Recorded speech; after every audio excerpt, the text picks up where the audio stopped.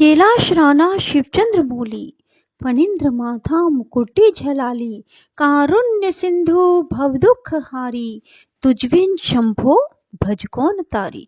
जय देव महादेव, जयेश्वर महेश्वर, जय सर्वगुण श्रेष्ठ, जय सर्व सुर अधिप, जय प्रकृति कल्याणी, जय प्रकृति नायिके, जय प्रकृति दूरे, त्वम जय प्रकृति सुंदरी।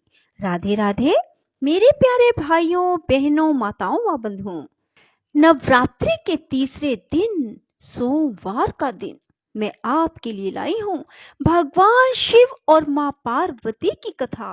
बंधुओं, जिसे सुनने मात्र से आप पर भगवान शिव और माँ पार्वती की विशेष कृपा होगी, आपकी हर इच्छा पूरी होगी।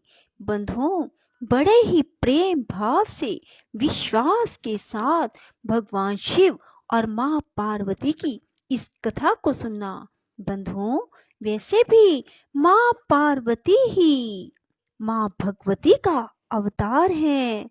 बंधुओं, अब नवरात्रि में भगवान शिव और माँ पार्वती की इस कथा को सुनने का और भी अधिक महत्व बढ़ जाता है।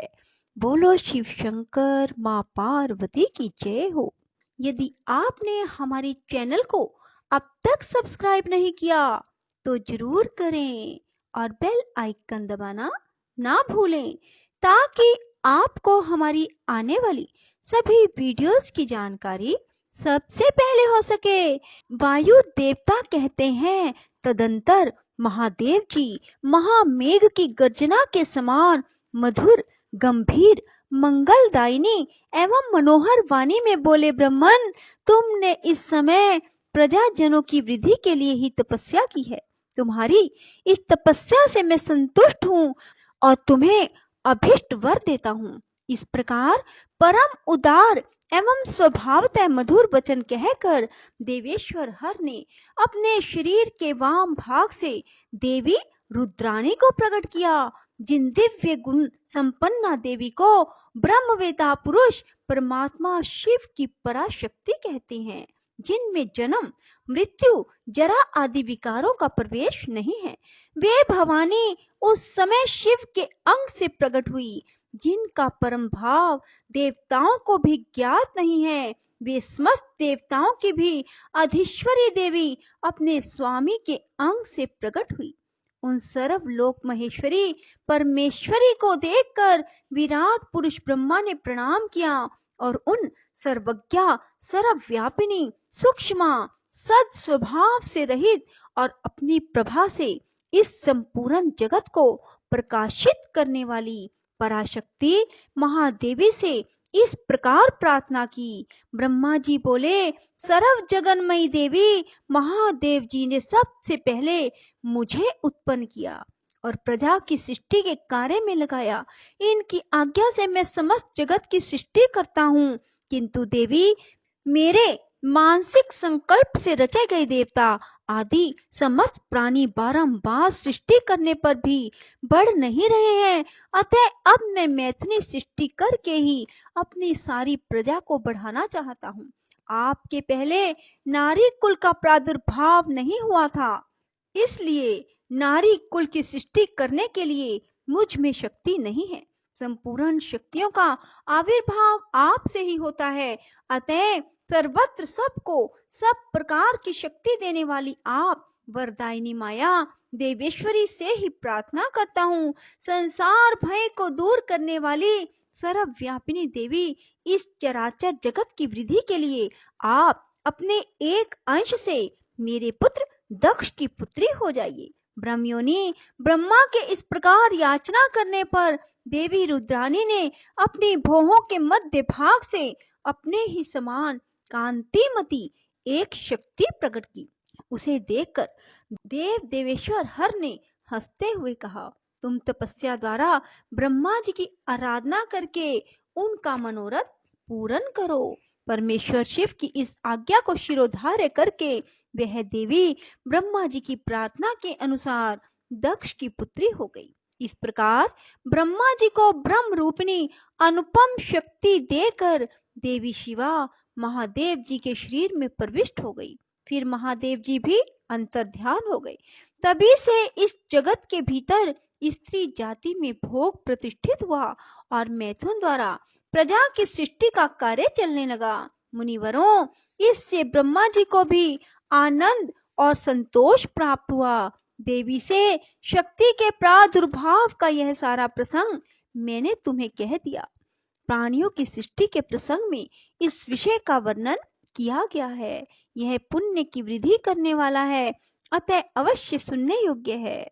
जो प्रतिदिन देवी से शक्ति के प्रादुर्भाव की इस कथा का कीर्तन करता है, उसे सब प्रकार का पुण्य प्राप्त होता है। वह शुभ लक्षण पुत्र पाता है। वायु देवता कहते हैं, इस प्रकार महादेव जी से ही सनातन पराशक्ति को पाकर प्रजापति ब्रह्मा मैथिली सृष्टि करने की इच्छा लेकर स्वयं भी आधे शरीर से अद्भुत नारी और आधे शरीर से पुरुष हो गए। आधे शरीर से जो नारी उत्पन्न हुई थी, वह उनसे शतरूपा ही प्रकट हुई थी।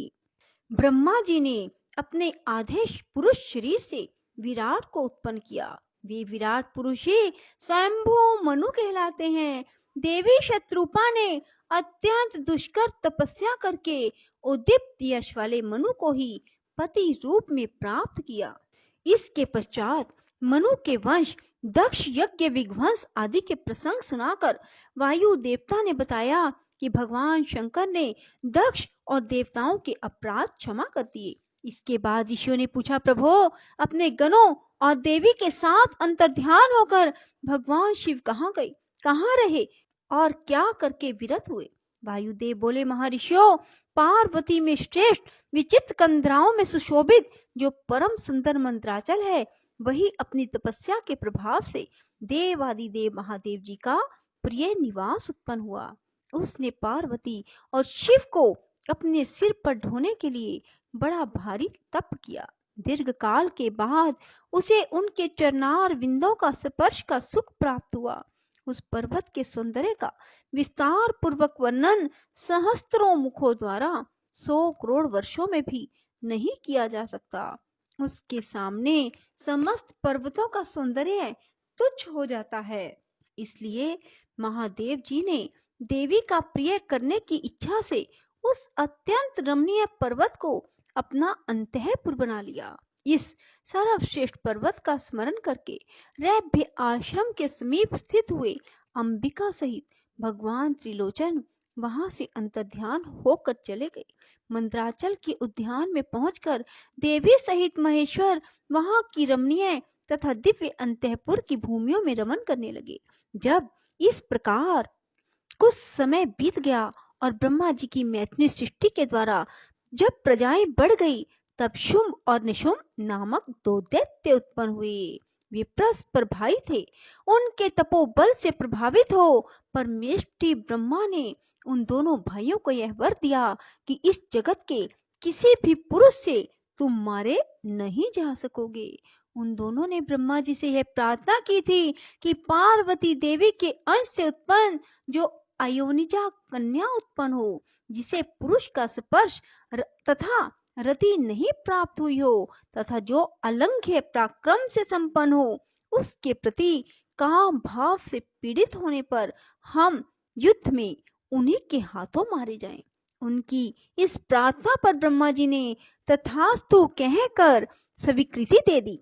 तभी से युद्ध में इंद्र आदि देवताओं को जीतकर उन दोनों ने जगत को अनीति पूर्वक वेदों के स्वाध्याय और वष्टकार आदि से रहित कर दिया। तब ब्रह्मा ने उन दोनों के वध के लिए देवेश्वर शिव से प्रार्थना की, प्रभु, आप एकांत में देवी की निंदा करके भी जैसे तैसे इन्हें क्रोध दिलाइए और उनके रूप रंग की निंदा से उत्पन्न हुई काम भाव से रहित कुमारी स्वरूपा शक्ति को निशुंभ और शुंभ के वध के लिए देवताओं को अर्पित कीजिए।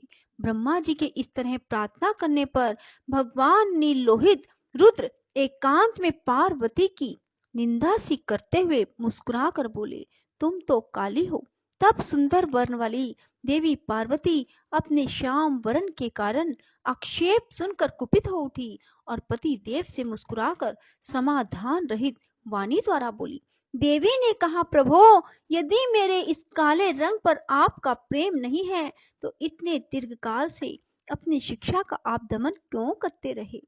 कोई स्त्री कितनी ही सर्वांग सुंदरी क्यों ना हो, यदि पति का उस पर अनुराग नहीं हुआ तो अन्य समस्त गुणों के साथ ही उसका जन्म लेना व्यर्थ हो जाता है।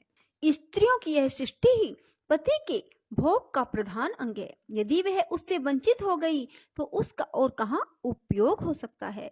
इसलिए आपने एकांत में जिसकी निंदा की है उस वरण को त्याग कर अब मैं दूसरा वरण ग्रहण करूंगी अथवा स्वयं ही मिट जाऊंगी।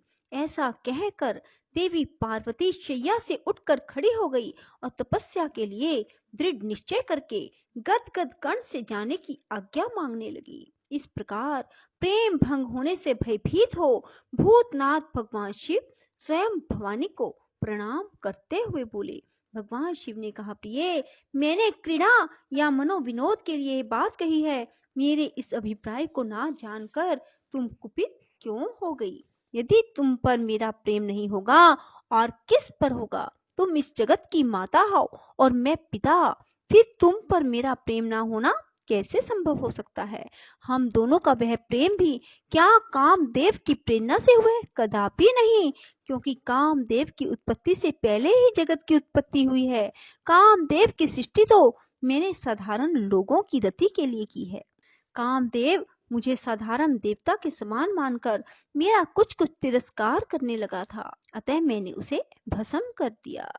हम दोनों का यह लीला विहार भी जगत की रक्षा के लिए ही है, अतः उसी के लिए आज मैंने तुम्हारे प्रति यह परिहास युक्त बात कही है। मेरे इस कथन की सत्यता तुम पर शीघ्र ही प्रकट हो जाएगी। बोलो शिव शंकर भोलेनाथ की जय, माँ पार्वती की जय।